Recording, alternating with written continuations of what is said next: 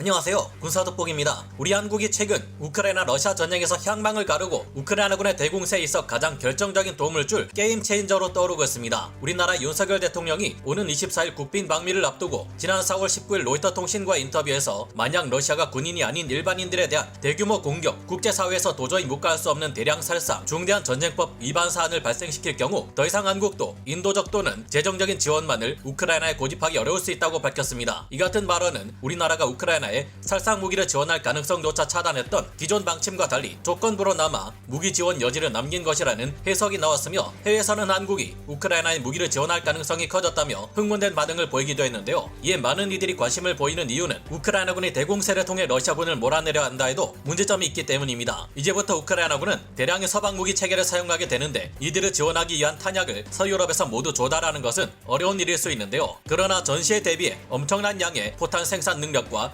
인프라를 갖추고 있는 한국이 본격적으로 우크라이나에 무기와 포탄을 지원하게 될 경우 전쟁의 향망 자체가 달라지게 됩니다. 한국은 단기간에 서유럽 전체가 절대로 생산해낼 수 없는 엄청난 양의 무기와 포탄을 공급할 수 있는 국가이기에 우크라이나가 러시아군을 모두 몰아내거나 섬멸의 평화를 되찾을 시간도 그만큼 더 쉽고 빨리 오게 되는 것이죠. 그런데 역시나 러시아에서 이 같은 한국의 결정에 크게 반발하고 나섰습니다. 러시아 외무부에서는 한국이 우크라이나에 무기를 공급할 경우 러시아 또한 북한에게 러시아제 첨단 무기를 지원할 수 있다며 협박했습니다. 전쟁의 판도를 달리할 수 있는 우리나라를 상대로 회유책을 보이거나 설득을 해도 모자랄 판에 아직도 저런 식의 질 낮은 협박으로 일관하는 러시아의 태도를 보면 정말 이들은 변하지를 않는다는 생각이 드는데요. 그러거나 말거나 최근 우리나라는 수만 발의 전차 포탄과 430만 발의 기관총 탄약 그리고 그 외 기타 장비 등 대규모의 군사 지원을 우크라이나에 우회적으로 하게 되었습니다. 33만 발에서 50만 발에 이르는 포탄 또한 우회 지원 방식으로 지원하며 이는 전쟁 대비 물자를 대여 방식으로 빌려준 것이기에 훗날 미국에게 이를 충족시켜 줄 것을 요구할 수 있는데요. 한편 드디어 러시아군을 완전히 박살내기 위한 우크라이나군의 대공세 계획이 확정되었으며 초읽기에 들어간 것으로 보입니다. 최근 우크라이나 측에서 러시아가 대응할 수 없는 공세 작전안이 최종 확정되었으며 동부 전선에서 반격을 위해 복잡하고 다양한 조치가 진행 중이라 밝힌 것인데요. 여기에 민주주의의 무기고라 불리는 한국은 얼마나 큰 기여를 할 수 있길래 전 세계가 난리인 걸까요? 또한 우리나라가 우크라이나를 지원할 경우 급격히 악화되는 우리의 안보 상황을 해결하기 위해 미국에게 어떤 것들을 대가로 받아내야 할까요? 전문가는 아니지만 해당 분야의 정보를 조사 정리했습니다. 본의 아니게 틀린 부분이 있을 수 있다는 점 양해해 주시면 감사하겠습니다. 국내 포탄 생산 업체인 풍산의 지난해 12월 27일자 공시 자료를 보면 풍산이 현대 로템 측에 2,934억 원 상당의 대구경 탄약 등을 판매한다는 정보가 있는데요. SBS 측의 정부 소식통이 전한 바에 따르면 이 대구경 탄약들은 폴란드로 보내지는 120mm 전차 포탄 5만 발에서 8만 발 그리고 경기관총에서 사용하는 7.62mm 나토탄과 중기관총에서 사용하는 12.7mm 나토탄을 합쳐 무려 430만 발에 이르는 물량입니다. 이 밖에도 대전차 포탄을 막기 위한 반응 장갑 또한 포함되어 있는 것으로 알려졌는데요. 이 탄약들은 사실 폴란드군이 아니라 러시아군을 모두 몰아내기 위한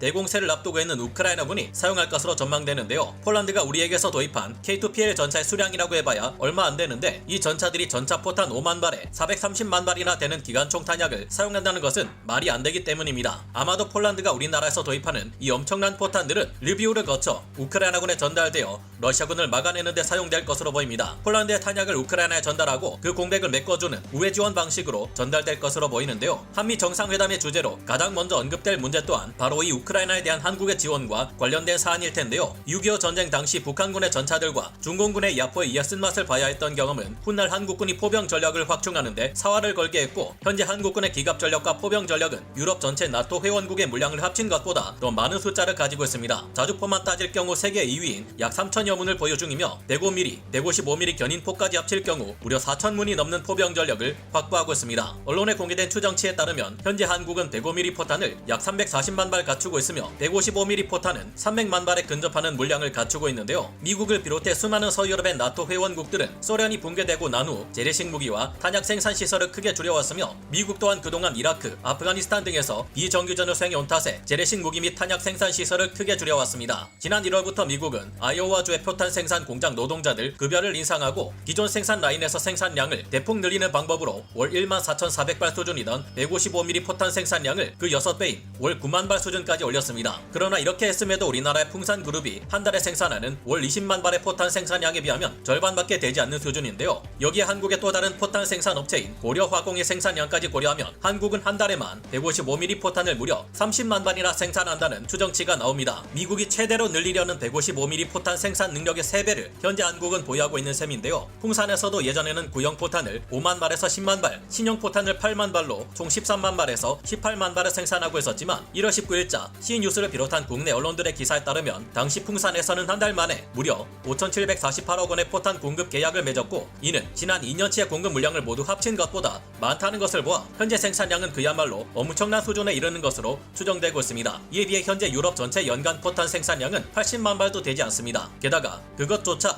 유럽에서 가장 많은 포탄을 생산하는 스페인이 연간 30만 발, 두 번째로 많은 연간 10만 발의 포탄을 독일이 생산하고 있어 전체 50% 이상이 특정 국가들에 치우쳐져 있어 이들 국가가 갑자기 입장을 바꿀 경우 우크라이나는 상당히 난처한 상황에 처할 수 있는데요. 유럽 전체에서 2022년 한 해 동안 약 35만 발의 포탄을 지원해줬는데, 이는 각국이 자신을 방어하기 위한 물량까지 모두 내준 것이나 다름없습니다. 그리고 전쟁이 길어지자 미국과 유럽의 탄약 재고량이 더 이상 방출해서는 곤란한 수준까지 떨어지고 있기에 이 문제를 극적으로 해결해 줄 수 있는 한국의 도움을 요청하고 있는 것인데요. 현재 한국의 각종 탄약 생산량은 지난해 1년 동안 유럽이 우크라이나에 제공한 총 수량에 가까운 양을 한 달 만에 생산해내는 수준이니, 한국이 우크라이나에 본격적으로 탄약을 지원할 경우 서방제 장비들로 대거 무장하고 있는 우크라이나군의 대규모 공세 부대들이 우크라이나 전역에서 마음껏 화력을 퍼부어 순식간에 러시아군을 몰아내는데 가장 큰 도움이 될 수 있을 겁니다. 다양한 서방제 장비들을 운용하는 우크라이나군은 유지 보수, 수리 문제가 떠오르기 전에 단기간에 러시아군을 충격과 공포에 빠뜨려 일시에 대거 처치해야 하는 상황에 놓여 있는 만큼 대규모 탄약 지원은 무엇보다 중요한 사안일 텐데요. 그러나 우리 한국으로서도 우크라이나에 대한 본격적인 무기 지원은 쉽게 결정할 수 없는 사안인 만큼 국내에서 크게 두 가지 사항에 대한 우려가 많습니다. 하나는 러시아와 척을 질 수밖에 없게 된다는 것인데요. 나토의 선봉인 미국과 우리 한국의 동맹 관계는 물론 중요하지만 우리가 우크라이나에 본격적으로 무기나 탄약을 지원하게 될 경우 러시아와의 무역에 있어 문제가 생길 것이며, 지금까지와 달리 러시아가 북한에 첨단 무기 기술을 제공할 경우 우리나라는 더 큰 위험에 놓인다는 것입니다. 두 번째는 대규모 전면전이 발생할 경우 우리가 비축하고 있는 수백만 발의 탄약마저 금세 바닥날 수 있다는 것인데요. 이 같은 문제에 대해 많은 사람들이 각자 다른 목소리를 내고 있지만 공통적으로 말하는 것은 우리나라가 적극적으로 우크라이나에 군사 무기를 지원하게 될 경우 최대한 많은 것을 미국으로부터 얻어와야 한다는 것입니다. 러시아를 확실히 적으로 돌리게 될 경우 그로 인한 피해를 미국이 보완해주는 조치가 필요할 텐데요. 최근 폴란드의 총리는 한국이 우크라이나를 지원하면 러시아가 북한에 대한 첨단 무기 기술을 지원하게 될 텐데, 미국은 이 때문에 한국을 위한 도피처를 제공해야 한다고 주장했습니다. 한국 역시 서방 국가들 중 하나이며 현재 그 누구보다 우크라이나에 가장 많은 탄약을 지원해줄 수 있는 민주주의의 무기고라는 것이 그 이유였습니다. 우리나라가 우크라이나를 지원할 경우 북한이 더욱 핵무기와 미사일 기술을 고도화할 수 있을 테고, 극초음속 미사일과 같은 치명적인 무기 기술이 제공될 경우 미국 또한 고도의 미사일 방어 체계 IAMD로도 이를 모두 막기 어려워질 텐데요. 그런 만큼 이번에 진행되는 한미 정상회담에서 그동안 미국이 그렇게나 강조해왔던 해구산 약속에 대한 확실한 명문화와 실제적인 조치가 필요할 겁니다. 한국의 자체 핵무장이 허가될 수 있다면 좋겠지만, 그리 될 경우 일본을 포함한 아시아 주변국들 대다수가 핵무장을 주장할 테니 현실적으로 이 같은 요구를 하기는 어렵겠지만, 적어도 어떤 상황에서든 북한이든 중국이든 한국을 핵무기로 공격하려는 시도만 해도 미국의 핵 보복 공격에 의해 엄청난 피해를 입게 된다는 확실한 조치가 필요할 겁니다. 심지어 중국과 북한의 2차 핵 공격에 의해 미국의 대도시들 중 하나가 날아가 버릴 위기에 처한다고 해도 말이죠. 그리고 반도체에 대해 미국이 가하고 있는 경제 제한 조치 등에서 우리나라를 예외로 적용해 주는 것 또한 요구할 수 있을 것이고, 앞으로 중국과 북한의 위협에 더욱 시달리게 될 한국을 위한 유럽과 나토의 지원을 미국이 주도해 끌어내는 것 또한 예가 될 수 있을 겁니다. 중국을 견제하기 위해 미국이 가장 원하고 또 우리나라의 안보를 지키기 위해서 필요한 것을 요구할 수도 있을 텐데요. 바로 공격 원잠의 운용을 허가해 주어 한국 해군이 공격 원잠을 통한 헌터킬러 작전을 수행해 미 해군이 들어오기 어려운 서해에서 중국 전략 원잠이 한국은 물론 미 본토를 핵 SLBM으로 타격하는 것을 막는 것입니다. 최근 미국의 수도 워싱턴 DC를 타격할 수 있는 것으로 파악되고 있는 북한의 SLBM을 막는 것과 북한판 포세이돈 헤일 같은 핵무기를 운용하기 어렵도록 예방하는 것도 가능해질 텐데요. 원자로를 통해 공격 원잠을 운용할 수 있다면 원자로를 이용해 추진하는 중형항공모함 또한 우리의 능력과 예산이 있다면 운용이 가능해질 것입니다. 여러분의 생각은 어떠신가요? 오늘 군사돋보기 여기서 마치고요. 다음 시간에 다시 돌아오겠습니다. 감사합니다. 영상을 재밌게 보셨다면 구독, 좋아요,